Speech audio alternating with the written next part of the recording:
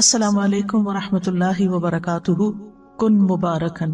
کل ہم نے برکت کا معنی اور مفہوم پڑھا کہ کچھ جگہوں میں برکت ہوتی ہے، کچھ زمانوں میں اوقات میں برکت ہوتی ہے، کچھ چیزوں میں برکت ہوتی ہے، کچھ لوگوں کے اندر برکت ہوتی ہے، اور پھر ہم نے بابرکت بننے کے لیے جو ضروری کام کرنے چاہیے، ضروری اقدامات کرنے چاہیے، ان کو شروع کیا تھا۔ اور اس میں سے پہلا قدم ہم نے پڑھا کہ برکت اللہ کی طرف سے ہوتی ہے۔ آج ہم انشاءاللہ شروع کریں گے کہ اللہ تعالیٰ کسی انسان میں کس طرح برکت پیدا کر دیتا ہے۔ اللہ سبحانہ وتعالیٰ نے مسیح علیہ السلام کے بارے میں فرمایا تھا، اس نے کہا بے شک میں اللہ کا بندہ ہوں، اس نے مجھے کتاب دی اور مجھے نبی بنایا اور مجھے بابرکت بنایا جہاں بھی میں ہوں، جہاں بھی جاؤں، گھر میں ہوں یا گھر سے باہر ہوں، اور مجھے نماز اور زکوٰۃ کی وصیت کی جب تک میں زندہ رہوں۔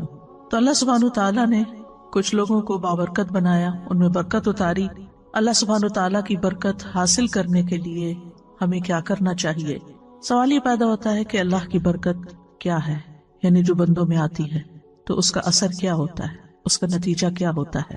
شیخ ابن عثیمین کہتے ہیں کہ جب اللہ تعالیٰ کسی انسان کی اس چیز میں برکت نازل کر دیتا ہے جو اس کو عطا کی گئی ہوتی ہے، جیسے مال ہے، اولاد ہے، گھر ہے، گاڑی ہے، علم ہے، تو اس کا تھوڑا بھی اس کے لیے بہت زیادہ ہو جاتا ہے، اور جب برکت چھین لی جاتی ہے تو بہت ساری چیزیں بھی، ڈھیروں مقدار بھی قلیل ہو جاتی ہیں، تھوڑی ہو جاتی ہیں۔ کتنے ہی انسان ہیں کہ اللہ تعالیٰ ان کے ہاتھوں پر کم دنوں میں ہی بہت زیادہ برکت ڈال دیتے ہیں، یعنی تھوڑے دنوں میں وہ بڑے بڑے کام کر جاتے ہیں، تھوڑی سی زندگی میں بھی بڑے بڑے کام ان سے سرزد ہو جاتے ہیں، اور دوسرا انسان اسی کام کو، اتنے ہی اماؤنٹ کے کام کو بہت زیادہ دنوں میں بھی نہیں کر پاتا۔ کتنے ہی انسان ایسے ہیں کہ ان کے پاس دولت کم ہوتی ہے لیکن وہ اپنے گھر میں خوشحال ہوتے ہیں کیونکہ اللہ نے ان کے مال میں برکت ڈال دی ہوتی ہے، اور کتنے ہی لوگ ایسے ہیں جن کے پاس ملینز ہوتے ہیں لیکن وہ خوش نہیں ہوتے، ان کی ضروریات پوری ہی نہیں ہوتی۔ اس بارے میں مجھے کسی نے قصہ سنایا کہ ایک امام صاحب تھے، ان کی تھوڑی سی تنخواہ تھی، تو ان سے کسی نے پوچھا کہ تم اتنے کم پیسوں میں کیسے گزارا کرتے ہو؟ ان کا کہ الحمدللہ ہمارا گزارا ہو جاتا ہے اور میں اس پر اللہ کا بڑا شکر گزار ہوں۔ میں ایک چھوٹی سی مثال دیتا ہوں کہ پچھلے 18 سال سے میرے گھر کا ایک بلب بھی فیوز نہیں ہوا، ایک لائٹ بھی خراب نہیں۔ اس کو برکت کہتے ہیں کہ آپ کا پیسہ ضائع نہیں ہوتا، نقصان میں نہیں جاتا، بیماری میں نہیں جاتا، ٹوٹ پھوٹ میں نہیں جاتا۔ اور کچھ لوگ ہیں کہ ان کے پاس بہت ہے لیکن اسی حساب سے نکلتا بھی ویسے ہی، اور زیادہ بھی پورا نہیں پڑتا، کمی کا ہی شکار رہتے ہیں، کمی کو روتے رہتے ہیں۔ تو کئی چیزوں میں برکت ہوتی ہے، مثلاً علم میں برکت۔ جس شخص کو اللہ تعالیٰ علم میں برکت عطا کرتے ہیں وہ علم کے اعتبار سے مبارک ہوتا ہے، تو وہ جس مجلس میں بھی بیٹھتا ہے لوگ اس کے علم سے فائدہ اٹھاتے ہیں، اور اسی طرح اس شخص کے اندر بھی علم کو پہنچانے کا شوق ہوتا ہے، وہ ہر طریقے سے علم کو نشر کرتا ہے، علم کو عام کرتا ہے۔ اور اس کی مثال ہمارے سابقہ علماء ہے کہ کس طرح انہوں نے بغیر بجلی کے، بغیر رات کی روشنی کے، یعنی لالٹینوں میں دیے جلا کے، اور بعض اوقات جیسے امام بخاری کا آتا ہے کہ چاندنی راتوں میں کتاب التاریخ لکھی جو رجال کی تاریخ تھی، اور بھی علماء نے بڑی بڑی کتابیں لکھی۔ تو اس کی بنیادی وجہ کیا تھی؟ مثلا امام بخاری کو ہم لیں تو ہمیں یوں نظر آتا ہے کہ جیسے ان کے عمل میں اخلاص تھا، جس کی وجہ سے آپ دیکھیں کہ ان کی کتاب کو اللہ کی کتاب کے بعد سب سے صحیح ترین کتاب مانا گیا، اس پر علماء امت کا اتفاق ہے۔ اور پھر اتنے 100 سال بعد آج بھی مسلمانوں کے گھروں کی بھی زینت ہے اور لائبریریوں کی بھی، اور لوگ اس کو پڑھتے ہیں۔ تو جب انسان کسی کام میں خلوص اختیار کرتا ہے، اللہ کے لیے کرتا ہے، تو اللہ تعالیٰ اس کے کام کو اس کے مرنے کے بعد بھی باقی رکھتا ہے۔ اسی طرح انسان کے اخلاق میں برکت کیا ہوتی ہے کہ انسان فراخ دل ہوتا ہے، سچا ہوتا ہے، نرم مزاج ہوتا ہے، اور لوگ اس کے اخلاق کی تعریف کرتے ہیں، جو اس سے ملتا ہے خوش ہو جاتا ہے۔ اسی طرح انسان کے چھوٹے چھوٹے کاموں میں بھی برکت ہو جاتی ہے، اس کے اعمال کے نتائج کے اعتبار سے۔ بعض اوقات انسان ایک چھوٹی سی ایفرٹ کرتا ہے، چھوٹا سا مشورہ کسی کو دے دیتا ہے کہ اچھا تم یہ کاروبار کر لو، وہ بچہ اس کاروبار میں لگ جاتا ہے اور وہ بہت کامیاب ہو جاتا ہے۔ اب اس شخص نے تو ایک چھوٹا سا مشورہ دیا لیکن خلوص کے ساتھ دیا، خیرخواہی کے ساتھ دیا، محبت کے ساتھ دیا، اور وہ اتنا فلرش کر گیا اور اس سے اتنے سارے لوگوں کو فائدہ پہنچا۔ اس نے کبھی خواب میں بھی نہیں سوچا تھا کہ اس کا ایک چھوٹا سا مشورہ جو ہے وہ کتنا کارآمد ہوگا، کتنے لوگوں کے لیے فائدہ مند ہوگا۔ اسی طرح کچھ لوگوں کے مال میں برکت ہوتی ہے، یعنی تھوڑا بھی ہوتا ہے لیکن اس سے خیرات بھی کر رہے ہوتے ہیں، اپنی ذات پہ بھی خرچ کرتے ہیں، اپنے رشتہ داروں پہ بھی خرچ کرتے ہیں، یعنی ان کی زندگی میں ایک اطمینان نظر آتا ہے۔ تو ہمیں اپنے مبارک بننے کے لیے اللہ تعالیٰ سے دعا کرنی چاہیے کہ اللہ سبحانہ وتعالیٰ ہمارے علم میں بھی برکت دے، کہ جو ہم نے سیکھا ہے وہ صرف ہماری ذات میں ہی آ کے ختم نہ ہو جائے، ہم اس پر عمل کریں، عمل کی مثال بنے، اس کو سکھانے والے بنے، اس کو آگے بڑھانے والے بنے۔ پھر اسی طرح اللہ تعالیٰ ہمارے اخلاق میں برکت دے، ہمارے اعمال میں برکت دے، کہ کوئی بھی کام کریں، ہم چھوٹا کریں یا بڑا، اس سے زیادہ لوگوں کو فائدہ پہنچے، کیونکہ برکت کا معنی کیا ہوتا ہے؟ الزیادہ والنمو، یعنی اس چیز کا بڑھ جانا، نشو نما پانا، کثرت میں ہو جانا۔ اور اسی طرح اللہ تعالیٰ مال میں بھی برکت دے، اولاد میں برکت دے، اور ہم جہاں بھی ہوں بابرکت بنے۔ بابرکت بننے کے لیے انسان کو توحید اختیار کرنی چاہیے، یعنی اللہ سبحانہ تعالیٰ سے خالص تعلق رکھنا چاہیے، اور اس کے لیے ہمیں اللہ سبحانہ تعالیٰ کے نام اور ان کی صفات جو ہیں صرف ان کو جاننا ہی نہیں چاہیے، ان کے ساتھ we should live with them، یعنی ہم جب اللہ تعالیٰ کے بارے میں سوچیں، اللہ تعالیٰ کے بارے میں گمان کریں، تو ہم اپنے مختلف کاموں کے ساتھ اللہ کی ان صفات کو یاد کریں۔ مثلاً اگر ہم کھانا کھا رہے ہوں تو ہم کیا سوچیں کہ اللہ رازق ہے، اللہ نے یہ رزق مجھے دیا ہے۔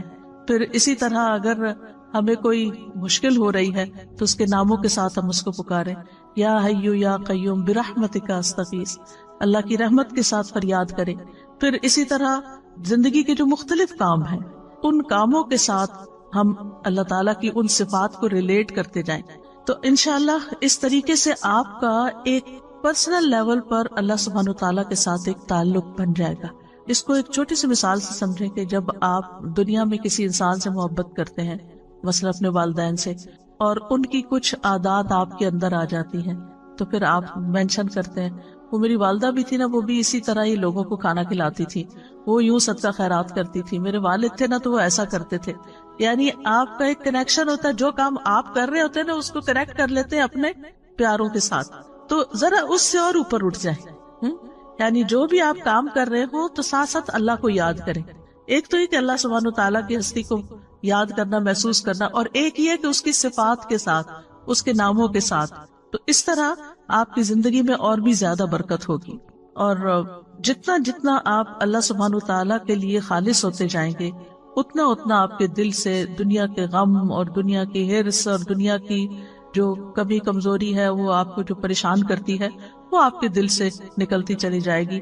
آپ رزق کے معاملے میں صرف اللہ پہ ڈیپینڈ کریں گے کہ اللہ رازق ہے، اور اس کے علاوہ لوگوں سے آپ کی ایکسپیکٹیشن نہیں رہے گی۔ اور جب لوگوں سے ایکسپیکٹیشن نہیں رہے گی تو پھر آپ کے اندر وہ لوگوں کی طرف سے اگر کوئی کمی بیشی ہوتی ہے تو کوئی غم اور دکھ بھی نہیں ہوگا، اور کسی چیز پر کوئی لالچ بھی نہیں ہوگا، یعنی اس کے پاس اتنا ہے، نہ آپ کسی سے حسد کریں گے، کیونکہ آپ کو پتا ہے کہ اصل تو رازق اللہ، اصل تو سورس اس کے پاس ہے۔ مجھے لوگوں سے کیا لینا دینا کہ میں ان کا دیکھ کے جلوں یا ان کے اوپر حسد کروں یا ان سے ناراض ہوں کہ ان کے پاس اتنا ہے تو مجھے کیوں نہیں دیتے اور میرا خیال کیوں نہیں رکھتے۔ نہیں، مجھے تو دینے والا اللہ ہے۔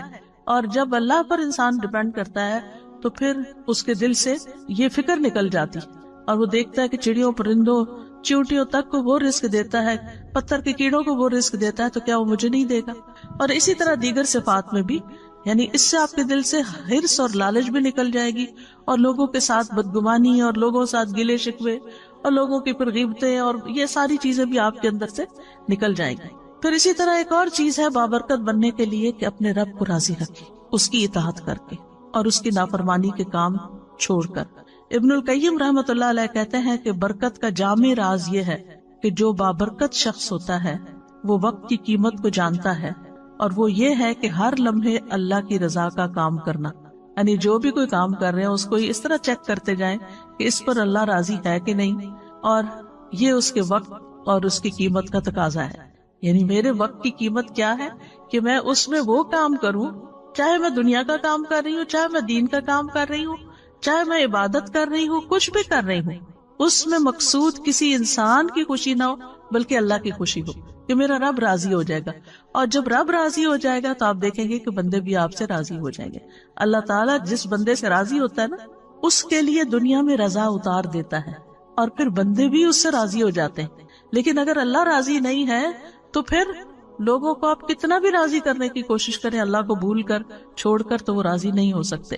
پھر اسی طرح یہ ہے کہ جب انسان اللہ کو راضی کرنے کے لیے کوشش کرتا ہے تو پھر وہ لوگوں کی تعریف کو منتظر نہیں رہتا کہ کون مجھے پوچھتا ہے، کون مجھے اپریشیٹ کرتا ہے، کون میرے لیے بڑی بڑی باتیں کرتا ہے۔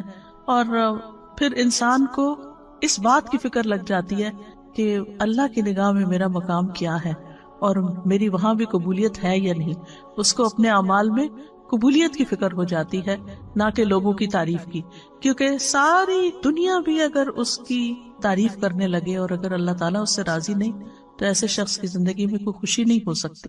پھر اسی طرح جو مبارک انسان ہوتا ہے وہ ہر چیز کو اس نقطہ نظر سے دیکھتا ہے کہ اس کے ذریعے میں اللہ تک کیسے پہنچوں، اس کے ذریعے میں اللہ تک کیسے پہنچوں۔ مثلاً اگر وہ کسی کی خدمت کرتا ہے تو وہ یہ سوچ کے کرتا ہے، چاہے گھر والوں کے لیے کھانا پکاتے ہیں آپ، ان کے لیے کلیننگ کرتے ہیں، ان کے لیے سارے جو بھی گھر کے کام کاج ہیں ان کے اوپر احسان کرتے ہوئے نہ کریں، یہ سوچ کے کریں کہ اس سے میرا رب راضی ہوتا ہے اور اس سے آپ کی تھکاوٹ بھی ختم ہو جائے گی۔ یہ میں اپنے رب کی خوشی کے لیے کر رہی ہوں، میں صرف شوہر کی خوشی کے لیے نہیں کر رہی۔ شوہر تو خود ہی خوش ہو جائے گا اگر میرا رب خوش ہوا، رب راضی ہوگا تو یہ بھی ہو جائے گا۔ تو میری فکر ہونی چاہیے رب کو راضی کرنے کی۔ تو چاہے وہ گھر والے ہوں، چاہے وہ کام کاج ہو، چاہے وہ مال ہو، چاہے وہ علم ہو، ذہانت، ہر چیز کو، جیسے ایک بزنس مین ہوتا ہے نا تو وہ ہر چیز میں دیکھتا ہے کہ اس چیز سے کیسے بزنس کیا جا سکتا ہے اور اس چیز سے کہاں سے پروفٹ کمایا جا سکتا ہے۔ تو جو ایک مومن بندہ ہوتا ہے وہ ہر وقت یہ سوچتا ہے اس چیز سے میں اپنی آخرت کیسے کما سکتا ہوں، اس لمحے اس وقت میں کون سا کام کروں کہ جس سے میرا رب راضی ہو جائے گا۔ اب مثال کے طور پہ کبھی آپ کے حصے میں ایسا کام ہوتا ہے، مثلا دعوت کر لیا آپ نے اور گھر میں لوگوں کو بلا لیا اور آپ کے اوپر سارا کام آ گیا، چاہے آپ کیٹرنگ کرا رہے ہیں، چاہے آپ کچھ بھی کر رہے ہیں، لیکن صرف گھر کی سیٹنگ اور لوگوں کو ویلکم کرنا اور پوچھنا، اور چاہے آپ ڈسپوزیبل یوز کر رہے ہیں لیکن پھر بھی آپ تک ٹوٹ جاتے ہیں۔ اگر یہ سب کچھ اللہ کی رضا کے لیے تھا تو اس کے بعد آپ کو ایسا سرور اور ایسی خوشی نصیب ہوگی، اور اگر لوگوں کی تعریف کے لیے تھا تو آپ کے دماغ میں شیطان یہ خیال ڈالے گا وہ تو شکریہ بھی نہیں بول کے گیا، اس نے تو ایسا میرے ساتھ رویہ کیا اور وہ تو یہ کر رہا تھا، اور وہ جانے کے بعد آپ اور زیادہ ٹوٹیں گے کیونکہ جس مقصد کے لیے آپ نے وہ دعوت کی تھی وہ تو پورا ہی کوئی نہ ہوا۔ لیکن اگر اللہ کو راضی کرنے کے لیے کہ لوگوں کو کھانا کھلانا ثواب کا کام ہے، لوگوں کو اکٹھا کرنا، ملانا، آپس میں بٹھانا، ان کو ویلکم کرنا، تو آپ دیکھیں گے کہ یہی چیز آپ کے لیے برکتوں کا باعث بن جائے گی اور آپ کے لیے خوشی کا باعث بنے۔ یعنی گویا دوسرے لفظوں میں قل ان صلاتی و نسکی و محیای و مماتی للہ رب العالمین، یہ بابرکت انسان کا قول ہوتا ہے کہ وہ اللہ کے لیے جیتا اور مرتا ہے اور اپنی ساری ذمہ داریاں صرف اللہ کی رضا کی خاطر پوری کرتا ہے، کہ بحیثیت بیوی کے، بحیثیت بیٹی کے، بحیثیت ماں کے، بحیثیت ایک ہمسائی کے، بحیثیت ایک طالب علم کے، بحیثیت ایک ٹیچر کے، میری رسپانسبلٹیز کیا ہے اور میں ان کو کیوں ادا کروں۔ اور اگر وہ اللہ کے لیے کرتا ہے، اللہ کو راضی کرنے کے لیے وہ رسپانسبلٹیز پوری کر رہا ہے، تو اللہ سبحانہ و تعالیٰ اس سے جب راضی ہوگا تو اس کے سارے کام درست کر دے گا، اس کی زندگی وقت ہر چیز میں برکت ڈال دے گا۔ تو مبارک انسان بننے کے لیے کہ جس پہ رب کی برکتیں نازل ہوں، کیا کریں؟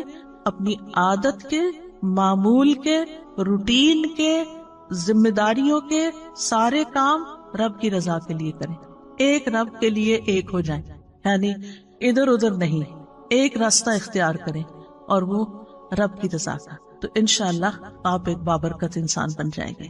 پھر بابرکت انسان جو ہوتا ہے وہ اپنے دل کے اوپر کبھی بھروسہ نہیں کرتا، کیونکہ دل الٹ پلٹ ہونے والی چیز ہے۔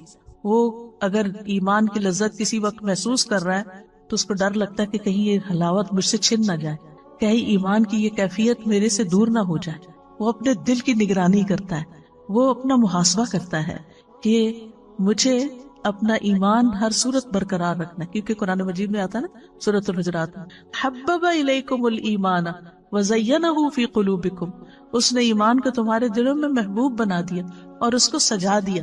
تو وہ اس خوشی کو جو اندر محسوس کرتا ہے ایمان کی، وہ اس کو کسی قیمت پر کھونا نہیں چاہتا اور دل کے پلٹنے سے خوف کھاتا ہے، اور اسی لیے دعا کرتا ہے ربنا لا تزغ قلوبنا بعد اذ ہدیتنا وہب لنا من لدنک رحمہ انک انت الوہاب، اور یا مقلب القلوب ثبت قلبی علی دینک۔ پھر اسی طرح اگلی بات یہ ہے کہ بابرکت بننے کے لیے وہ بابرکت لوگوں جیسے کام کرتا ہے. یہ موٹے موٹے نکات اگر آپ نوٹ کر لیں گے نا اپنے پاس تو انشاءاللہ کبھی ریویژن میں آپ کو یہ چیزیں یاد آئیں گی تو پھر دوبارہ سے انسان ان چیزوں کو کرنے لگتا ہے. یعنی بابرکت بننے کے لیے بابرکت لوگوں جیسے اعمال.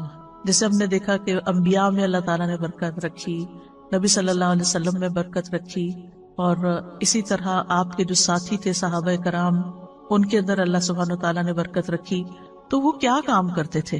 مثلا موسیٰ علیہ السلام کے بارے میں اللہ سبحانہ وتعالیٰ فرماتے ہیں وَاذْكُرْ فِي الْكِتَابِ مُوسَىٰ إِنَّهُ كَانَ مُخْلَصًا وَكَانَ رَسُولًا نَبِيًّا. کتاب میں موسیٰ کا ذکر کیجئے، یقیناً وہ خالص کیا ہوا تھا، یعنی اخلاص تھا ان کے اندر، اور ایسا رسول جو نبی تھا. تفسیر سعدی میں ہے موسیٰ علیہ السلام اپنے تمام اعمال، اقوال اور نیت میں اللہ تعالیٰ کے لیے مخلص تھے. وہ بابرکت تھے نا، تو ان جیسا کام کیا کرنا ہے کہ اپنے قول، فعل، نیت میں خالص ہونا ہے. کیونکہ اعمال کی قبولیت کی شرط ہی کیا ہے؟ انما الاعمال بالنیات. پھر اسی طرح یہ ہے کہ بابرکت انسان لوگوں سے تعریف نہیں چاہتا اور اس کو کام کر کے فخر نہیں ہوتا، بلکہ اس کی قبولیت کی دعا کرتا ہے. جیسے ابراہیم علیہ السلام نے اور اسماعیل علیہ السلام نے کعبہ تعمیر کیا، اللہ کا گھر، اور اس کے بعد کیا دعا کی؟ وَإِذْ يَرْفَعُ إِبْرَاهِيمُ الْقَوَاعِدَ مِنَ الْبَيْتِ وَإِسْمَاعِيلُ رَبَّنَا تَقَبَّلْ مِنَّا إِنَّكَ أَنْتَ السَّمِيعُ الْعَلِيمُ. پھر بابرکت شخص کے نزدیک لوگوں کے شکریہ کی کوئی قیمت نہیں ہوتی کہ کوئی شکریہ ادا کرے، نہ اسے انتظار ہوتا ہے، اور اگر کوئی کرے یا نہ کرے اس کے لیے برابر ہوتا ہے. یعنی کسی نے کیا تب بھی ٹھیک ہے، اور اگر نہیں کیا تب بھی ٹھیک ہے، کوئی بات نہیں، ہم نے تو اللہ تعالیٰ کے لیے کیا تھا. جیسے سورۃ الانسان میں آتا ہے وَيُطْعِمُونَ الطَّعَامَ عَلَى حُبِّهِ مِسْكِينًا وَيَتِيمًا وَأَسِيرًا إِنَّمَا نُطْعِمُكُمْ لِوَجْهِ اللَّهِ لَا نُرِيدُ مِنكُمْ جَزَاءً وَلَا شُكُورًا. وہ کھانا کھلاتے ہیں اس کی محبت میں، اللہ کی محبت میں، مسکین، یتیم، قیدی کو، اور کہتے ہیں ہم تو صرف اللہ کے چہرے کی خاطر تمہیں کھلا رہے ہیں، نہ تم سے کوئی بدلہ چاہتے ہیں نہ شکریہ چاہتے ہیں. مسکین کیا بدلہ دے سکتا ہے؟ مسکین تو بدلہ نہیں دے سکتا، لیکن وہ شکریہ ادا کرتا ہے. اس کو یہ فکر ہوتی ہے کہ اگر میں نے شکریہ ادا نہ کیا تو یہ دوبارہ نہیں آئے گا، تو وہ شکریہ ادا کرتا ہے. تو وہ کہتے ہیں نہیں، ہمیں شکریہ بھی نہیں چاہیے.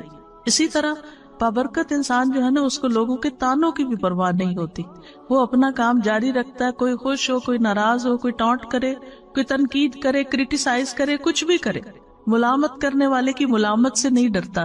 نیک کام کرتے ہوئے اچھا کام کرتے، کیونکہ جو لوگ ملامت سے ڈرتے ہیں وہ کبھی آگے نہیں بڑھ سکتے. آپ نے ایک اچھا کام کیا، لوگوں نے باتیں بنائی، اب آپ پیچھے ہی بیٹھ گئے، وہیں ٹھوس ہو گئے کہ لوگ خوشی نہیں ہے میں جو بھی کرتا ہوں، تو آپ کام ہی چھوڑ دیتے. نہیں، آپ نے اگر اللہ کی خاطر ایک اچھا کام شروع کیا تھا تو دنیا ادھر سے ادھر ہو جائے، آپ اس کو نہیں چھوڑیں گے، آپ اس کو کرتے رہیں گے. کیونکہ قرآن مجید میں اللہ سبحانہ وتعالیٰ نے ایمان والوں کی کیا صفت بیان کی ہے؟ وَلَا يَخَافُونَ لَوْمَةَ لَائِمٍ، کہ وہ ملامت کرنے والوں کی ملامت سے نہیں ڈرتے. ذَلِكَ فَضْلُ اللَّهِ يُؤْتِيهِ مَن يَشَاءُ، یہ اللہ کا فضل ہے، جس کو چاہتا ہے عطا کرتا ہے. وَاللَّهُ وَاسِعٌ عَلِيمٌ، اور اللہ وسعت والا، سب کچھ جاننے والا ہے. بابرکت انسان نیک اعمال کو اللہ کی توفیق سمجھتا ہے، اللہ کی توفیق سمجھتا ہے کہ یہ اللہ نے مجھے کرنے کا موقع دیا ہے، اور اس پر وہ خوش ہوتا ہے. وہ یہ نہیں کہتا کہ یہ میری طاقت ہے، میری ذہانت ہے، میری لیاقت ہے، میری قابلیت ہے. نہیں، یہ تو میرے رب کی عنایت ہے کہ اس نے مجھے ہمت دی. میں بیمار بھی ہو سکتا تھا، میں اپاہج بھی ہو سکتا تھا، میں کسی اور کام میں مصروف ہو سکتا تھا. آپ دیکھیں کہ بعض اوقات لوگ اچھے اچھے کام کرنا چاہتے ہیں لیکن ان کے اندر ہمت ہی نہیں ہوتی، بیماری کی وجہ سے یا غم کی وجہ سے یا ڈپریشن کی وجہ سے یا وسائل نہ ہونے کی وجہ سے. اگر اللہ نے آپ کو گاڑی دی ہے، چلانے کی توفیق بھی دی ہے، اور اس پر بیٹھ کے آپ جاتے ہیں، اچھے اچھے کام کرتے ہیں، تو یہ اللہ نے آپ کو دیا ہے. اور اس پر اللہ سے راضی ہونا اور اس پر خوش ہونا اور شکر کرنا کہ اللہ تو نے موقع دے دیا کہ میں کسی کے جنازے پہ پہنچ گیا، میں کسی بیمار کی خدمت کے لیے پہنچ گیا، میں کسی کام میں والنٹیئر کرنے کے لیے پہنچ گیا. تو وہ نہ کسی پہ احسان جتاتے، نہ تعریف چاہتے، نہ شکریہ چاہتے ہیں، بلکہ اور شکر گزار ہوتے ہیں کہ میرے رب نے مجھے یہ توفیق عطا کی ہے. اور اسی طرح جیسے کہ ہم دیکھتے ہیں سورۃ ہود میں آتا ہے نا کہ پیغمبر نے کہا کہ میں ان اريد الا الاصلاح ما استطعت، کہ میں تو اصلاح ہی کرنا چاہتا ہوں جتنی میری ہمت ہے. وما توفیقی الا باللہ، مجھے اس کام کی صرف توفیق اللہ ہی دیتا ہے. علیہ توکلت والیہ انیب، اسی پر میرا بھروسہ ہے اور اسی کی طرف میں رجوع کرتا ہوں. اسی لیے جو مبارک انسان ہوتا ہے اس کے منہ پر لا حول ولا قوت الا باللہ ہوتا ہے کہ یہ ساری توفیق اللہ ہی نے مجھے دی ہے، نہ کسی چیز کو پھیرنے کی قوت ہے اور نہ ہی کسی کام کے کرنے کی قوت ہے، لا حول ولا قوت الا باللہ۔ اور پھر آپ دیکھیں کہ جب اذان کے حی علی الصلاۃ اور حی علی الفلاح کے جواب میں ہم کہتے ہیں لا حول ولا قوت الا باللہ، تو اس کا کیا مطلب ہوتا ہے کہ اللہ ہی کی دی ہوئی توفیق سے ہم نماز کی طرف بڑھ سکتے ہیں، اللہ کی دی ہوئی توفیق سے ہی ہم کامیابی کی طرف بڑھ سکتے ہیں۔ پانچویں چیز یہ ہے کہ مبارک شخص لوگوں کو خیر پہنچاتا رہتا ہے، لوگوں کو بھی بابرکت بناتا ہے، یعنی وہ صرف اپنے لیے برکتیں نہیں سمیٹتا بلکہ دوسروں کی ہیلپ کرتا ہے کہ وہ بھی مبارک بن جائیں، اور اس کے لیے وہ لوگوں کو خیر کی تعلیم دیتا ہے۔ ابن القیم رحمہ اللہ کہتے ہیں کہ آدمی کی برکت یہ ہے کہ وہ جہاں بھی ہو خیر کی تعلیم دے، جس کے ساتھ بھی گھل مل کر رہے اس کے ساتھ خیر خواہی کرے، جہاں بھی ہو جس کے ساتھ بھی ہو اس کو خیر کے کام میں لگا دے، اس کو کوئی اچھا مشورہ دے دے، اس کو کسی راہ لگا دے، کوئی اچھی چیز بتا دے، کیونکہ ایسے شخص کے لیے ساری مخلوق دعائیں کرتی ہے۔ رسول اللہ صلی اللہ علیہ وسلم نے فرمایا اللہ اور اس کے فرشتے اور آسمان اور زمین والے، یہاں تک کہ چیونٹیاں اپنے سوراخ میں اور مچھلیاں اس شخص کے لیے جو نیکی اور بھلائی کی تعلیم دیتا ہے خیر و برکت کی دعائیں کرتی ہیں، خیر و برکت کی دعائیں کرتی ہیں۔ لا یصلون علی معلم الناس الخیر، اس سے بڑھ کر اور کیا چاہیے؟ تو یاد رکھیے برکت کے لیے ضروری نہیں ہوتا کہ کام کوانٹٹی میں بہت زیادہ ہو، یہ بھی کر لوں وہ بھی کر لوں وہ بھی کر لوں وہ بھی کر لوں، اور کسی چیز کو بھی کوالٹی کے ساتھ ساتھ، یہ نہیں ہوتا۔ برکت میں چھوٹا سا کام بھی جو آپ نے اخلاص کے ساتھ کیا ہے، اچھے طریقے سے کیا ہے، خوبصورتی کے ساتھ کیا ہے، اس کا کہیں زیادہ نتیجہ بڑا نکل سکتا ہے بنسبت اس کے کہ بہت سارے کام کر کے تو ہماری امی کہتی تھی چگل کے رکھ دیے۔ پتہ نہیں آپ نے لفظ کبھی سنا کہ نہیں، یعنی چگل کے رکھ دیے مطلب یہ ہے کہ کوئی اس میں کوالٹی نہیں ہے اور کوئی خوبصورتی نہیں اس کے اندر۔ تو اس لیے جب یہ بات ہوتی ہے نا کہ خیر کی بات بتانے والے کے لیے مچھلیاں دعائیں کرتی ہیں اور ساری چیونٹیاں اور یہ سب دعائیں کرنے لگتے ہیں، اور اگر یہ ساری مخلوق دعائیں کرنے لگے تو پھر ہم کتنے خوش قسمت ہو جائیں۔ تو آپ اپنے بچوں کے ساتھ کچھ شیئر کر سکتے ہیں، اپنے دوستوں کے ساتھ کچھ شیئر کر سکتے ہیں۔ مثلاً آپ کو ایک لیکچر آج سنا ہے، اس میں سے صرف ایک بات آپ کو یاد رہے گی، اونلی ون۔ گھر گئے آپ نے سوچا کیا سن کے، مجھے تو کچھ یاد ہی نہیں آ رہا کیا سنا تھا، تو بس ہاں یہ یاد رہا ہے مجھے، مثلاً ایک کوئی بات، تو آپ اپنی بیٹی کو فون کرتے ہیں، اپنے بھائی کو کرتے ہیں، کسی کو کہ آج میں نے یہ اچھی بات سیکھی ہے تو میرا دل چاہ رہا ہے تم سے بھی شیئر کر دوں۔ دیکھیں ہم سب کے الحمدللہ بہت سارے رشتے دار ہیں، بہت سارے دوست ہیں، اور ضروری نہیں کہ ایک ہی بندے کے پیچھے روز پڑ جائیں، کبھی کسی کو کبھی کسی کو کبھی کسی کو، اس سے کیا ہوگا کہ کبھی کبھی پھر کسی کو بات سننے کو ملے گی۔ اور اس کے ساتھ اگر الحمدللہ اگر روز بھی موقع اپنے بچوں کو بٹھا کے سکھانے کا ملتا ہے تو انشاءاللہ گھر میں بھی برکت ہوگی، کیونکہ علم کی مجلس جو ہے گھر کے اندر بھی تو وہ ایز اے فیملی بھی اگر آپ بیٹھ کے چاہے میاں بھی بیٹھ کے دو لوگ پڑھ رہے ہیں کوئی چیز تو وہاں بھی برکت نازل ہوتی ہے۔ ابن قیم کہتے ہیں کہ فائدہ پہنچانے والا شخص ہی بابرکت ہوتا ہے، جو چیز سب سے زیادہ فائدہ پہنچاتی ہے وہ سب سے زیادہ بابرکت ہوتی ہے، اور لوگوں میں سے بابرکت انسان وہ ہے جو جہاں بھی جاتا ہے اس سے فائدہ اٹھایا جاتا ہے۔ سبحان اللہ، ہم نے اس بات کو شیطانی اثر میں کتنا غلط رنگ دیا ہوا ہے کہ لوگ مجھے یوز کرتے ہیں، سبحان اللہ، یعنی کہ میں لوگوں کو یوز نہیں کرنے دوں گی۔ اللہ کی خاطر یوز ہو جائے تو اس سے بڑی خوش قسمتی کیا ہے، کر لیں یوز آپ کو، آپ اپنی خوش قسمتی سمجھیں کہ آپ کسی کام کے ہیں، آپ فائدہ پہنچا سکتے ہیں، آپ کی جگہ کوئی اور نہیں ہے، وہ آپ ہیں کہ جس سے لوگ فائدہ اٹھاتے ہیں۔ اس پر اللہ کا شکر ادا کریں اور خوش ہو جائیں، اور سمجھتے ہوئے بعض اوقات یہ ہوتا ہے نا لوگ اس میں انڈر لائن مسکرا بھی رہے ہوتے ہیں کہ اچھا اس سے بے وقوف بناؤ اس کو، اور آپ کو سمجھ آ رہی ہوتی ہے کہ یہ آپ کو بے وقوف سمجھ رہے ہیں، تو کوئی بات نہیں، جو مرضی سمجھے۔ وہ کل میں نے کہا تھا نا کہ اخلاق کے 10 درجوں میں سے 9 جو ہے وہ تغافل سے تعلق رکھتے ہیں، اگنور کرنا، سنی انسنی کر دینا، دل پہ نہ لینا، معاف کر دینا، جانے دینا، جواب نہ دینا۔ دیکھ گھر میں لڑائی فساد کیوں ہوتا ہے؟ کسی نے ایک چھوٹی سی بات کی، ہم نے اس سے 2 سنائی، وہ لڑائی شروع ہو گئی۔ اگر کسی نے 1 سنائی ہے، چاہے آپ کو کتنی بھی کڑوی لگی ہے، آپ جواب نہیں دیتے تو لڑائی تو نہیں بڑھے گی، فساد تو نہیں ہوگا۔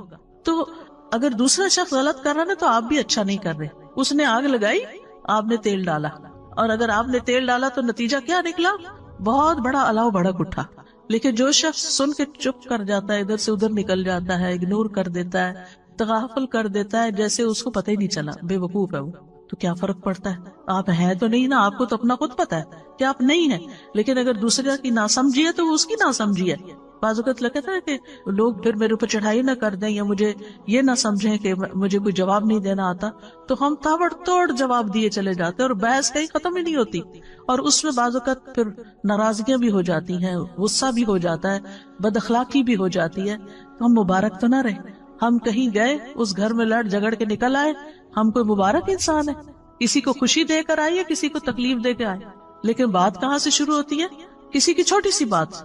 اور بعض اوقات کوئی بیمار ہوتا ہے، کوئی بوڑھا ہوتا ہے، کوئی بچہ ہوتا ہے، کوئی ناسمجھ ہوتا ہے، کوئی بے وقوف ہوتا ہے، وہ تو اپنی بے وقوفی میں کوئی بات کر رہا ہوتا ہے اور آپ اس سے بڑے بے وقوف بن گئے، آپ نے اس کو سچ سمجھ لیا اور اپنے اوپر لے لیا اور اپنا اتنا بڑا ری ایکشن ظاہر کیا اور کیے کرائے پہ پانی پھیر دیا۔ کیونکہ ہماری لڑائیاں انہی لوگوں سے ہوتی ہیں جن کے لیے ہم بہت کچھ کر رہے ہوتے ہیں، جن کے لیے ہم بہت زیادہ کر رہے ہوتے ہیں نا، پھر ہماری کیا توقع ہوتی ہے کہ یہ ہمیں ریٹرن کرے، یہ ہماری عزت تو کرے کم از کم، یہ ہمارا شکریہ تو کرے، اور جب وہ نہیں کرتے اس کی بجائے کو بات سنا دیتے، پھر تو آپ توبہ ہی کریں کہ نتیجہ کیا نکلے گا۔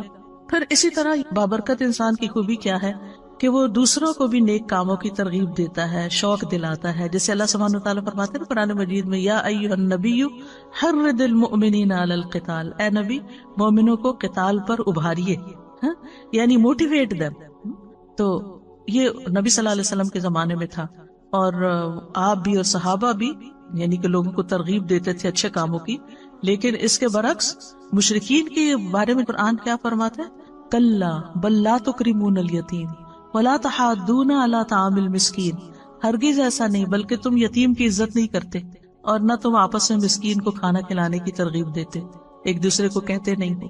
تو اس کا کیا مطلب ہے کہ ایک وہ ہے کہ جو نیکی کی ترغیب دیتا ہے اور ایک وہ جو نہیں دیتا۔ تو قرآن نے کنڈیم کیا ہے ان لوگوں کو جو نیک کاموں کی ترغیب نہیں دیتے۔ سورۃ ماؤن میں کیا آتا ہے؟ ولا یحض علی طعام المسکین، اللہ تعالیٰ اس کو کنڈیم کر رہا ہے، کیا کہ وہ مسکین کو کھانا کھلانے کی ترغیب نہیں دیتا، دوسروں کو نہیں کہتا۔ پھر اسی طرح یہ ہے کہ بعض اوقات ہمارے اپنی وسعت میں کوئی کام کرنا نہیں ہوتا، لیکن ہم دوسرے کو بتا سکتے ہیں کہ دیکھو وہ فلاں جگہ یہ اس کام کی ضرورت ہے، میرے پاس گاڑی نہیں، تم جا سکتی ہو، تم جا کے کر لو۔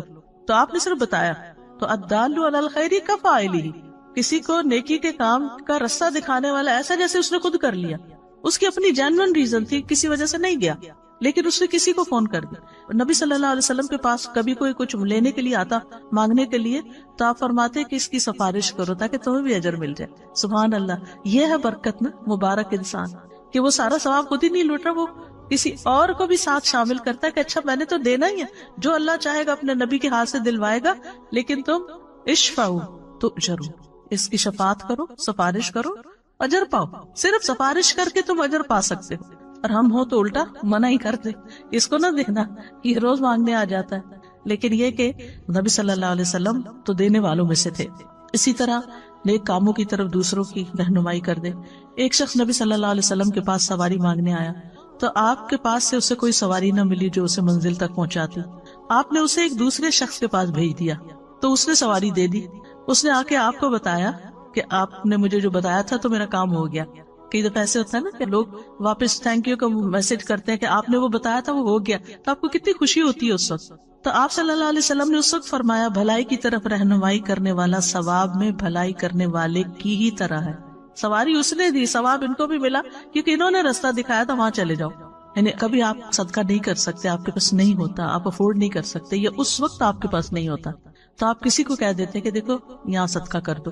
کئی دفعہ ایسے ہوتا ہے نا کہ یوٹیوب پہ تو آج کل بہت فنڈ ریزنگ کے اشتہار آتے، کوئی اسلامی لیکچر لگائے اس کے شروع میں ڈونیٹ کا کچھ، کہیں کوئی اسلامک سینٹر بن رہا ہے، کہیں کوئی روہنگیا میں مسئلہ ہے، کہیں یمن میں لوگوں کو کھانا چاہیے، یعنی ہر جگہ کچھ نہ کچھ۔ تو کوشش کیا کرے کہ ہر جگہ کچھ نہ کچھ ڈال دیں، کہیں کوئی مسجد بن رہی ہے، کہیں کچھ بھی، وہ نہیں آپ کو جانتے، لیکن آپ اپنا حصہ ڈال دیا کریں۔ اچھا اب میرے جیسے جو کریڈٹ کارڈ نہیں ہے کسی کے پاس، تو آپ کسی کو لنک بھیج سکتے ہیں کہ دیکھو یہ میرا خیال ہے بہت اچھا موقع ہے نیکی کرنے کا۔ اپنے بچوں کو کہیں جو کماتے ہیں، ان کو کہیں کہ بیٹا یہ اس میں ڈال دو، ان کو ایڈریس بھیج دیں، کچھ کریں تاکہ اور لوگ بھی اس کام میں شریک ہو جائیں۔ اب وہ جو بھی کریں گے، چاہے ایک اینٹ وہاں رکھیں گے، وہ آپ کا بھی ثواب اس اینٹ کا مل جائے گا ساتھ۔ تو ایک دوسرے کو نیکی کے کاموں کی جگہ بتانا جو ہے یہ بھی ایک بہت بڑی نیکی ہے. اور خاص طور پر جب اللہ سبحانہ وتعالیٰ نے آپ کو مال عطا کیا ہو تو اس مال کے اثرات آپ کے اپنے اوپر بھی نظر آنے چاہیے، آپ کے لباس میں، کپڑوں میں، رہن سہن میں. اور اس کے علاوہ دائیں بائیں خرچ بھی کریں، رشتہ داروں کو بھی دیں، غریبوں مسکینوں کو بھی دیں، دوست احباب کو بھی دیں. علم ہے تو وہ اسی طرح آپ کے اپنے اوپر عمل نظر آنا چاہیے، اور اس کے علاوہ دائیں بائیں لوگوں کو سکھائیں بھی. اسی طرح اگر کوئی اللہ نے منصب آپ کو دیا ہے، کہیں آپ کی کوئی بات سنی جاتی ہے اور کچھ لوگ آپ سے سفارش کرانے آتے ہیں تو اس کو یہ نہ کہے کہ یہ تو روز کا ہی کام بن گیا ہے. نہیں، تنگ دل نہ ہو، انہیں کہ شکر ہے اللہ تو نے مجھے اس قابل بنایا کہ میں کسی کا مسئلہ حل کر سکتی. یعنی یہ قابلیت ہر ایک کے اندر نہیں ہوتی، ہر ایک کی کوئی بات نہیں سنتا، لیکن اگر آپ کی کوئی سن لیتا ہے اور آپ کسی کا کام کروا دیتے ہیں تو آپ ایک مبارک انسان ہیں.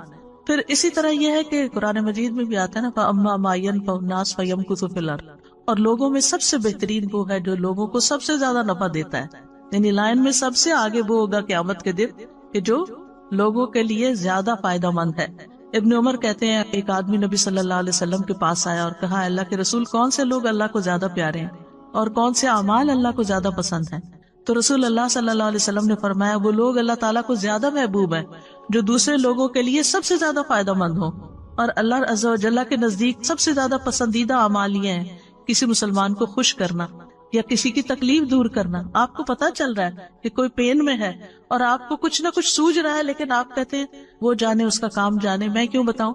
نہیں، آپ اپنی طرف سے سجیسٹ کر دیں، پھر اس کی مرضی وہ آپ کا مشورہ لے یا نہ لے. یا کسی کا قرضہ ادا کر دینا یا اس کی بھوک دور کر دینا. جس نے اپنے غضب کو روک لیا، غصہ روک لیا، اللہ اس کی خامیوں پہ پردہ ڈال دے گا. اور جو آدمی اپنے غصے کو پی گیا باوجود اس کے کہ وہ چاہتا تو نافذ کر سکتا تھا، تو اللہ تعالیٰ قیامت کے دن اس کے دل کو امیدوں سے بھر دے گا.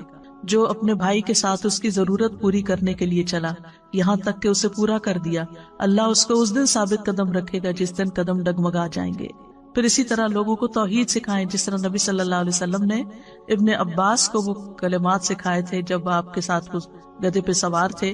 آپ نے فرمایا اے لڑکے میں تجھے چند کلمات سکھا رہا ہوں، تم اللہ کے احکام کی حفاظت کرو، اللہ تمہاری حفاظت کرے گا. اللہ کے احکام کی حفاظت کرو، تم اسے اپنے سامنے پاؤ گے. جب مانگو اللہ سے مانگو، یہ بچوں کو سکھا دینا چاہیے. چھوٹی سی چیز بھی چاہیے پھر اللہ تعالیٰ سے مانگو. جب مدد چاہو اللہ سے مدد چاہو.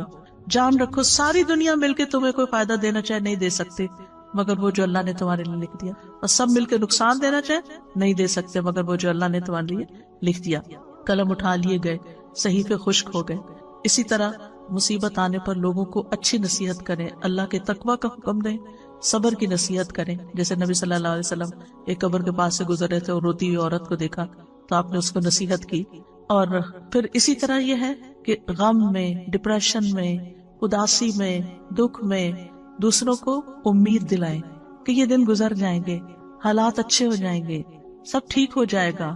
اور پھر اس کو مصیبت پر صبر کا اجر بھی بتائیں کہ کتنا بڑا اجر اور ثواب ہے تمہارے لیے جو اللہ نے تمہیں اس امتحان میں ڈالا ہے، تم اللہ سے راضی رہو. پھر اسی طرح یہ ہے کہ بابرکت لوگوں کا ساتھی بنے. ایک اور قدم کیا ہے؟ بابرکت لوگوں کا ساتھی بنے. اب آپ کہ ہمیں تو کوئی سمجھ نہیں آتی، یہاں تو کوئی دنیا میں بابرکت ہمیں مل نہیں رہا، لیکن الحمدللہ ہمارے سلف صالحین میں بہت لوگ بابرکت. ان کی سیرت پڑھیں، ان کی بکس پڑھیں، جو کام انہوں نے کیے. آپ یقین کریں کہ آپ کا دل اتنا بڑا ہو جائے گا، آپ حیران ہو جائیں گے کہ میں کن باتوں پہ الجھی ہوئی ہوں، میں کن باتوں پہ رو رہی ہوں، اتنی پیٹی چیزوں کے اوپر پریشان اور لڑائی ڈال کے رکھی ہوئی ہے، یہ تو کوئی بات ہی نہیں ہے. آج مجھے کسی نے آرٹیکل بھیجا امام ابن تیمیہ کے بارے میں کہ کتنی دفعہ وہ جیل میں گئے تھے. 7 دفعہ جیل میں گئے تھے. امام ابن تیمیہ کا فتاویٰ آپ نے دیکھو کہ 35 والیوم میں، اور اس کے علاوہ بھی کئی کتابیں. اتنا علمی کام کیا اور لوگ ان کے پیچھے پڑے رہتے. یعنی جو لوگ بڑے کام کرتے ہیں ان کے حاسد بھی بہت ہوتے، تو ہر تھوڑے دن کے بعد جا کے حاکم کے پاس شکایت کر کے ان کو جیل بھجوا دیتے تھے، اور جب وہ وہاں جاتے وہاں وہ اور کتابیں لکھ لیتے تھے. اور آپ کو معلوم ہے لاسٹ ٹائم جو وہ جیل میں گئے تھے کتنی دفعہ قرآن پڑھا تھا؟ 80 بار قرآن پڑھا تھا. ہم نے ساری زندگی میں 80 بار نہ پڑھا ہوگا. اس طرح وقت کو استعمال کیا. آپ دیکھیے کہ جب انسان ایسے لوگوں کے حالات پڑھتا ہے کہ 7 دفعہ جیل میں گئے، تو پھر آپ کو اپنی پریشانی کیا لگتی ہیں؟ بہت چھوٹی لگتی ہے نا. یعنی انسان کے اوپر کبھی کبھی ایسا ہوتا ہے نا کہ حالات تنگ ہونے لگتے ہیں، کوئی ادھر کی پریشانی ادھر کی ٹو مچ پر اس وقت کیا کرنا چاہیے؟ ایسی کتابیں پڑھنی چاہیے جس سے پتہ چلے کہ آپ سے پہلے جو بابرکت لوگ تھے، کیونکہ بابرکت اس لیے کہتے ہیں کہ ان سے خیر بہت پھیلی، لوگوں کو فائدہ بہت پہنچا، اس لیے بابرکت کہتے ہیں۔ تو ان کی زندگیوں میں کتنی پریشانیاں آئیں اور انہوں نے کس طرح ان کو جیلا، اور انہوں نے ان کو کچھ نہیں سمجھا اور وہ آگے نکل گئے۔ تو ایسے لوگوں کے حالات زندگی پڑھیں اور ان کے ساتھ رہیں، ایسی کمپنی اختیار کریں، ان کی سیرت اپنائیں، ان سے دلی تعلق رکھیں، ان سے محبت کریں، کیونکہ ایسے لوگوں کی محبت جو ہوتی ہے وہ بھی خوشی دیتی ہے، کیونکہ نیک لوگوں سے محبت عرش کے سائے تلے جگہ دے گی، نور کے ممبروں پہ ہوں گے ایسے لوگ، ایمان کے کامل ہونے کی دلیل ہے۔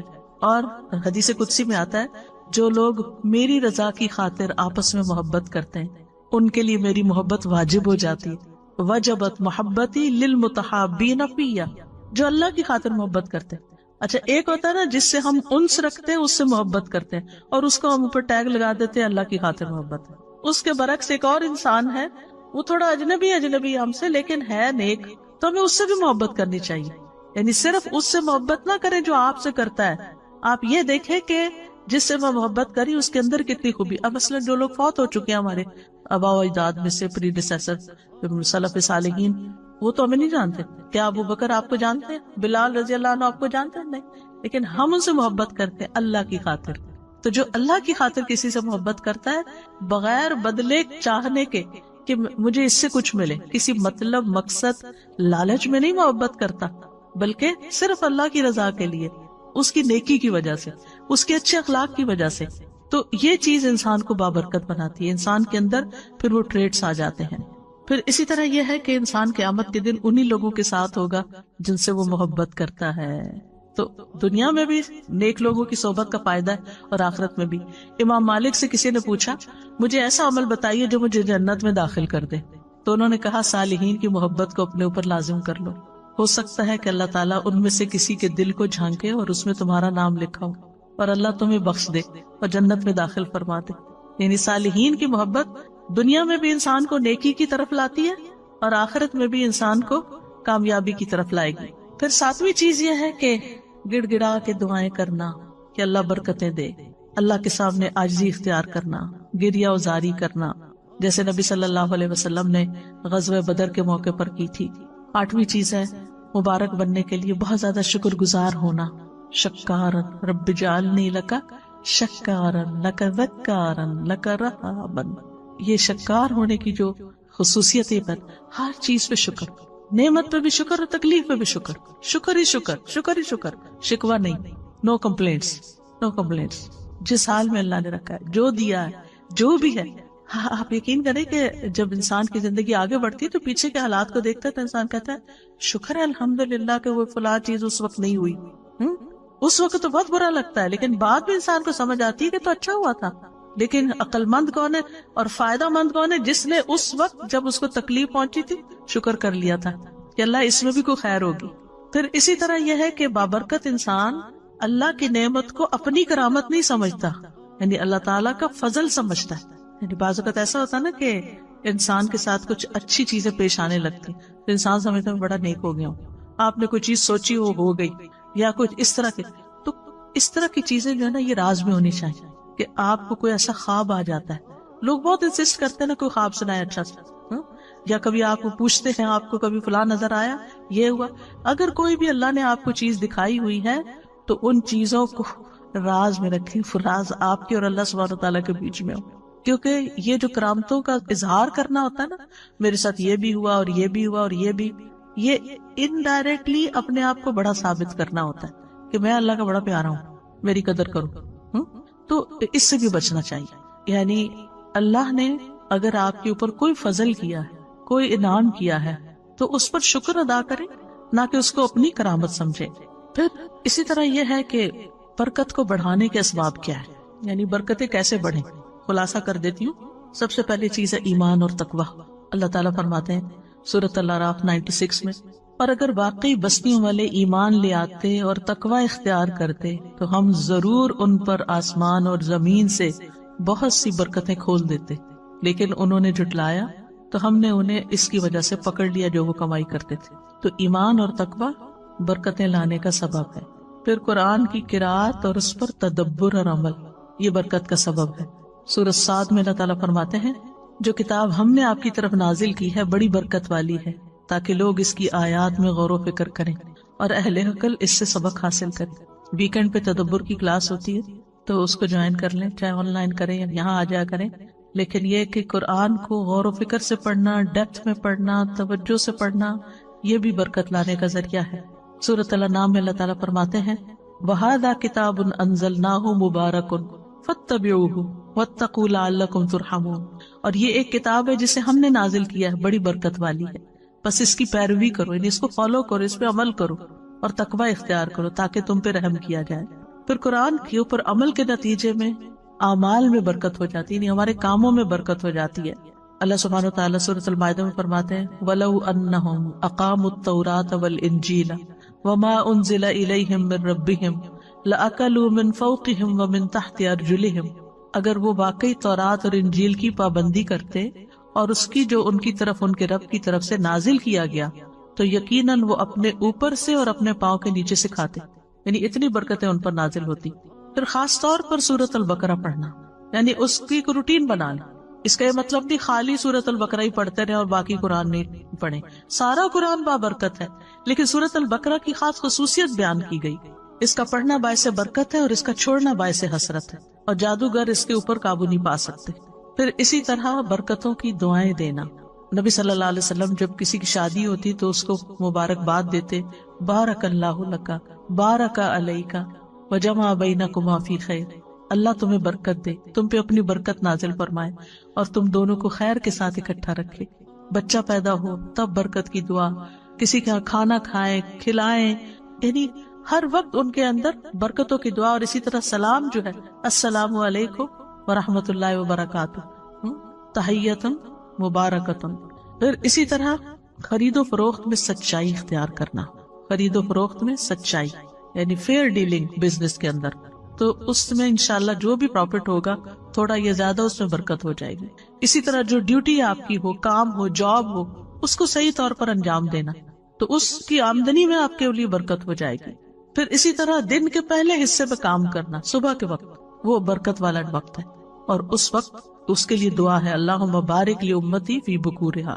پھر اپنے اوقات کو منظم کرنا، یعنی ہیزرڈ کام نہیں کرنا، کبھی یہ کر لیا کبھی وہ کر لیا، نہیں، اس سے برکت نہیں ہوتی. پھر تمام معاملات میں سنت پر عمل کرنا، اللہ سبحانہ وتعالیٰ پر توکل کرنا. پھر اسی طرح لوگوں سے نہ مانگنا. پھر خرچ کرنا اور صدقہ کرنا، وما انفقتم من شیء فہو یخلفہ، یہ برکت ہو جائے گی، وہو خیر الرازقین. جو کچھ بھی تم خرچ کرتے ہو وہ اس کی جگہ تمہیں اور دے دیتا ہے، اور وہی سب سے بہتر رازق ہے. اللہ تعالیٰ فرماتے ہیں یا ابن آدم انفق علیک، اے ابن آدم خرچ کرو، میں تم پہ خرچ کروں گا. اس کے برعکس حرام مال سے بچنا، یہ بھی برکت کا ذریعہ ہے. یمحق اللہ الربا ویربی الصدقات، اللہ سبحانہ وتعالیٰ سود کو مٹاتا ہے اور صدقات کو بڑھاتا ہے. سود کی ڈیلنگ جہاں بھی ہوگی وہاں سے برکتیں ختم ہو جائیں گی اور انسان اسی کے چکر میں پڑا رہے گا. اور اکثر ایسا دیکھا گیا ہے کہ جو لوگ سود کے کاروبار میں الجھے ہوئے ہوں، بعض اوقات ان کے گھروں میں ایسی ایسی بیماریاں یا دلوں میں سکون کا نہ ہونا. اور افسوس یہ ہے کہ لوگوں کے دلوں سے آہستہ آہستہ اس برائی کا برا ہونا ہی نکل گیا ہے کہ یہ کوئی برائی بھی ہے، اور یہ کہہ کے خود کو دھوکہ دیتے رہتے ہیں کہ بہت سارے لوگ یہی کچھ کر رہے ہیں، ہم کون سے اکیلے ہیں. لیکن یہ ہے کہ حلال کی برکت اور ہے اور حرام سے برکت ختم ہو جاتی ہے. پھر نعمتوں پر شکر گزاری، لئن شکرتم لازیدنکم، شکر کرو گے اور زیادہ ملے گا، برکت ہو جائے گی. پھر فرائض کی ادائیگی، صلہ رحمی، جس شخص کو یہ بات پسند ہو اس کی عمر میں برکت ہو اور رزق میں اضافہ ہو جائے، اسے چاہیے کہ اپنے والدین کے ساتھ نیکی کرے اور صلہ رحمی کیا کرے.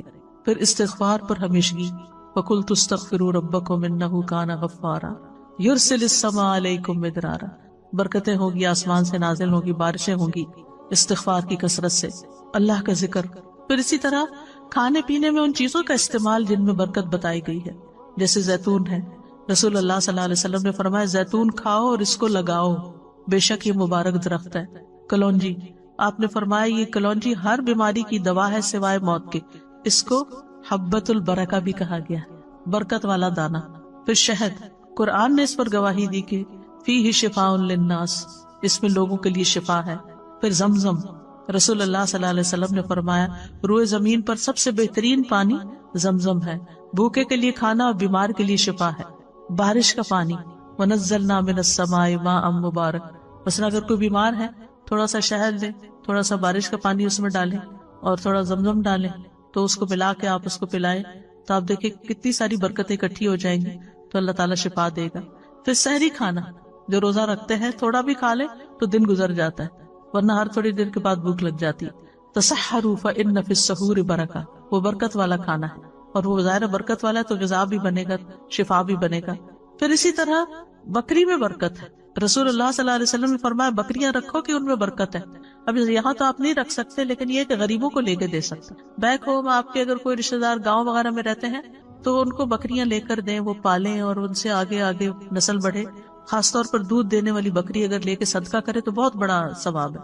جب حدیث پڑھتی ہوں تو سوچتی ہوں کہ یہ جلدی سے کر لوں اور پھر ذہن سے نکل جاتا ہے، نوٹ ہی کر کے لینا چاہیے۔ اور بکریوں کی برکت آپ دیکھیں کہ بکری سال میں 1 یا 2 بچے جنتی ہے ایک وقت میں، اس کے برکت کتا جو ہے وہ سال میں 6-7 بچے تک جن دیتا ہے، لیکن کتوں کی تعداد دیکھیں اور بکریوں کی تعداد دیکھیں، بکریوں سے جو فائدہ پہنچتا ہے وہ مخلوق، تو یہ برکت کیوں نظر آتی ہے نا۔ پھر گھوڑے میں برکت، رسول اللہ صلی اللہ علیہ وسلم نے فرمایا گھوڑے کی پیشانی میں برکت بندھی ہوئی ہے۔ پھر اوقات میں برکت، لیلۃ القدر ہے، رات کا آخری حصہ ہے۔ پھر جگہوں میں برکت، پھر برکت سے محرومی کی وجوہات کیا ہوتی ہیں؟ اللہ کی خاطر کام نہ کرنا۔ ابن قیم کہتے ہیں جو چیز اللہ کی رضا کے لیے نہ اس کی برکت چھین لی جاتی ہے، یعنی اگر آپ دکھاوے کے کام کر رہے ہیں تو برکت نہیں ہوگی۔ گناہ اور نافرمانیاں برکت سے محرومی کا باعث ہیں۔ پھر نعمتوں کی ناشکری اور ناقدری، اس سے بے برکتی ہوتی ہے، اور ہمیں برکت کے حصول کی دعائیں بھی کرنی چاہیے۔ اللہم الف بین قلوبنا واصلح ذات بیننا واہدنا سبل السلام ونجنا من الظلمات الى النور وجنبنا الفواحش ما ظہر منها وما بطن وبارک لنا فی اسماعنا وابصارنا وقلوبنا وازواجنا وذریاتنا۔ کتنی خوبصورت دعا ہے۔ اے اللہ تو برکت ڈال، کس میں؟ ہمارے کانوں میں، ہماری آنکھوں میں، ہمارے دلوں میں، ہمارے ازواج میں، ہمارے بچوں میں، اور ہماری توبہ قبول فرما۔ پھر اسی طرح اللہ تعالیٰ کی برکت اور رحمت کا سوال جو ہر روز ہم دعائے قنوت میں کرتے ہیں۔ پھر اسی طرح یہ ہے کہ یہ جو دعا ہے اللہم اقسم لنا من خشیتک ما تحول به بیننا وبین معصیتک، اس میں بھی آتا ہے نا اللہم متعنا باسماعنا وابصارنا وقواتنا وابقیتنا، جب تک ہم زندہ واجعلہ وارث منا، یعنی ہمارے وارث بھی بنا دے، بعد میں بھی اس سے فائدہ ہو لوگوں کو۔ ایک اور دعا آپ کرتے تھے اللہم متعنی بسمعی وبصری واجعلہم الوارث منی وانصرنی علی من یظلمنی وخذ منہ بصاری۔ اے اللہ مجھے میری سماعت اور بصارت سے فائدہ دے اور انہیں میرا وارث کر دے، اور جو مجھ پر ظلم کرے اس کے خلاف میری مدد فرما اور اس سے میرا بدلہ لے لے، اور دوسروں کو بھی برکت کی دعائیں کرے۔ یعنی اور کچھ نہیں تو بارک اللہ فیک اپنی عادت بنا لیں۔ رسول اللہ صلی اللہ علیہ وسلم نے فرمایا جب کسی کو اپنے بھائی کا وجود یا اس کا کوئی مال پسند آئے تو اس کے لیے برکت کی دعا کرے، کیونکہ نظر لگ جانا برحق ہے۔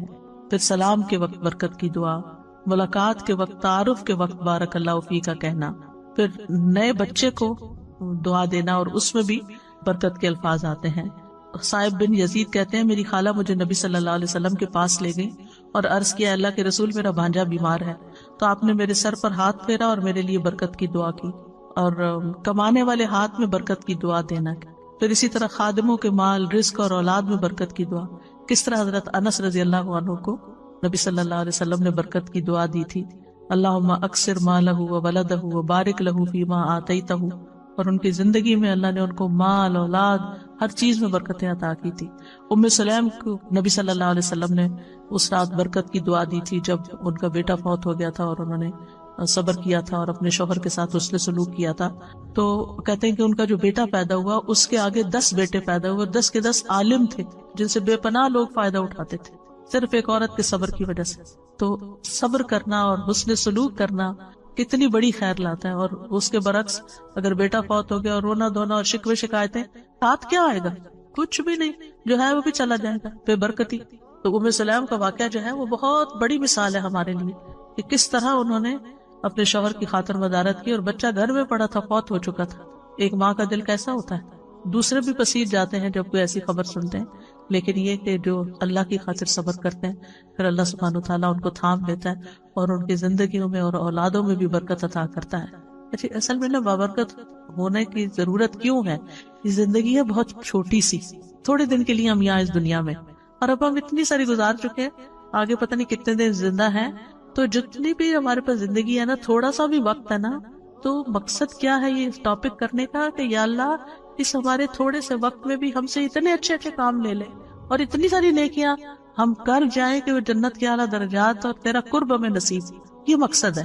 یعنی ورنہ یہ مقصد نہیں ہے کہ اللہ ہمیں دنیا میں اور مال دے دے اور اولاد دے دے. ٹھیک ہے وہ بھی برکتیں ہوگی، اور وہ بھی پھر وہ میں نے پیچھے بتایا نا بابرکت انسان ان کو بھی اس نظر سے دیکھتا ہے کہ یہ بچہ میرے لیے کیسے صدقہ جاریہ بنے، اور یہ مال کیسے صدقہ جاریہ بنے، اور یہ میرا گھر کیسے میرے لیے صدقہ جاریہ بنے. وہ ہر چیز کو اس نظر سے پھر ڈیل کرتا ہے. تو یہ اصل مقصد ہے.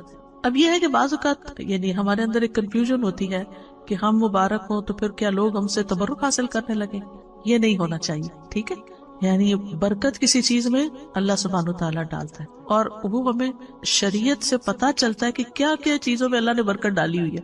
ٹھیک ہے، مثلا زمزم میں برکت ہے، حجر اسود میں برکت ہے، رمضان میں برکت ہے، لیلۃ القدر میں، عشرہ ذی الحجہ میں، مکہ مدینہ میں، بیت المقدس میں، اعمال میں سے نماز، صیام، زکوٰۃ، ان چیزوں میں برکت ہے.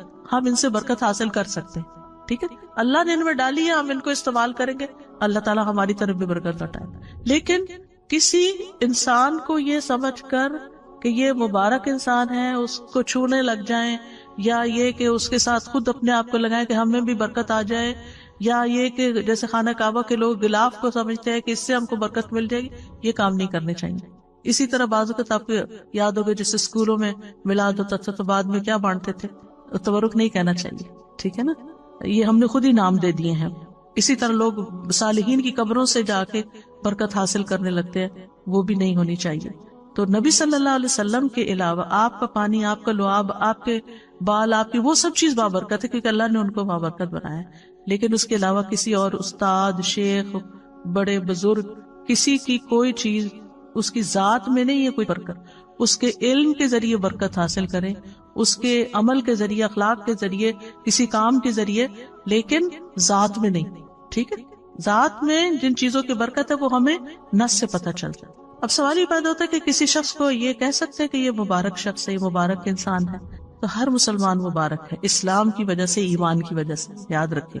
ٹھیک ہے، اور جتنا جتنا کسی کے اندر تقویٰ ہوتا ہے، لوگوں کو فائدہ پہنچاتا ہے، اسی حساب سے اس میں برکت ہوتی ہے. نبی صلی اللہ علیہ وسلم نے فرمایا بے شک درختوں میں ایک درخت ایسا ہے یقیناً اس کی برکت مسلمان کی برکت جیسی ہے. ٹھیک ہے، کیا یہ کہہ سکتے ہیں کسی کو کہ تم ہمارے لیے بہت بابرکت ہو؟ اس میں یہ ہے کہ ہم یہ کہہ سکتے ہیں کہ الحمدللہ آپ کے آنے سے برکت ہو گئی. یعنی یہ نہیں کہ آپ کی ذات کی برکت کوئی الٹ گئی یہاں، یعنی اس کا جو آثار ہیں، جو نتائج ہیں کہ ایک اچھی محفل ہو گئی، ہم نے کچھ سیکھا، کوئی ہم نے خیر کے رستے اختیار کیے، تو یہ چیز برکت ہے. نہ کہ اس کی ذات کے اندر کہ وہ آپ کے سر پہ ہاتھ پھیر دے تو آپ کو برکت مل جائے گی، یا کوئی آپ کو اپنا کپڑا دے دے تو اس میں برکت ہوگی. یہ نہیں ہوگا. ٹھیک، ہم یہ کہہ سکتے کہ یہ ہمارے لیے بہت بابرکت ثابت ہوئی ہے. پہلے سے ہم کسی کو پیشن گوئی نہیں کر سکتے، ہم یہ کہہ سکتے ہیں الحمدللہ یہ ہمارے لیے بہت بابرکت ثابت ہوئی ہے کہ یہاں آ کے ہمیں اللہ کا دین ملا ہے، ہمیں نیکی کی توفیق ہوئی ہے، خیر کے کام ہوئے ہیں. تو وہ جو نتائج ہوتے ہیں نا، یعنی برکت کہاں سے ظاہر ہوتی ہے؟ کسی چیز کے نتائج سے. ٹھیک ہے، تو اللہ سبحانہ وتعالی ہم سب کو مبارک بنائے اور ہماری زندگی میں، اوقات میں، اموال میں، اولاد میں، ہر چیز میں برکتیں عطا کرے. بارک اللہ فیکم.